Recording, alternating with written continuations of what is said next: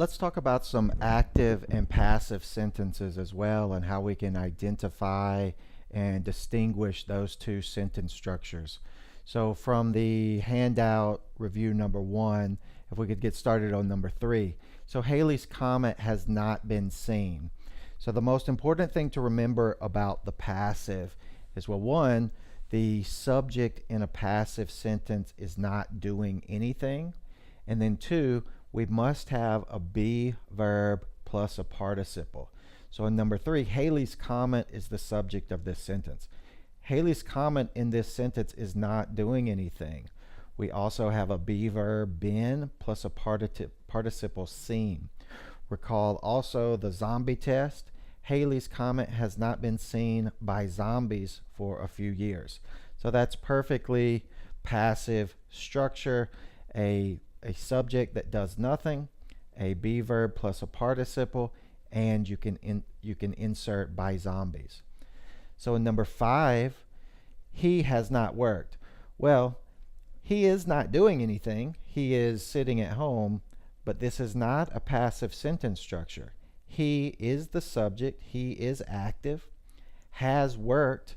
Has is not a be verb. We do have a participle worked, but this is present perfect. This is not passive structure. 6, it is strange to think of the results doing something, right? So this may lead you to think, well, this must be passive because the election results don't do anything. Well, English does sometimes allow inanimate objects or inanimate things to do something. Another hint here that this must be active is there is no be verb, right? There has to be a be verb plus a participle in order to be passive. Indicate, the main verb of this sentence, is a present verb, right? I indicate, you indicate, the results indicate. So that's clearly not passive structure because there's no be verb plus participle. 8, we have the structure is used. So who is using this passive voice? We don't know the person that's doing it. Passive voice is used by zombies. That would work. We have a be verb is, we have a participle used. If we look at 11, the new highway will be completed next month. Here we have the be verb. Here we also have a participle. But notice the new highway in number 11 is doing nothing. The new highway will be completed by the state, by the workers, by zombies, right? But the subject here, the new highway, is doing nothing. That is also true in 12, the World Cup games. The World Cup games are doing nothing. They are televised. Well, who are they televised by? By ESPN, by CBS. The World Cup games are televised by zombies. So again, we can insert a by phrase after the verb. We have a subject that is doing nothing, the World Cup games. We have a be verb are, plus we have the participle. In 13, we were required to wear uniforms. In this sentence, we did nothing. Who required you to do this? Your teachers, the principal, but not maybe your parents? I don't know. But it certainly was not we, the students. So we have a subject, we, that isn't doing anything. We have a be verb, were, and we have required.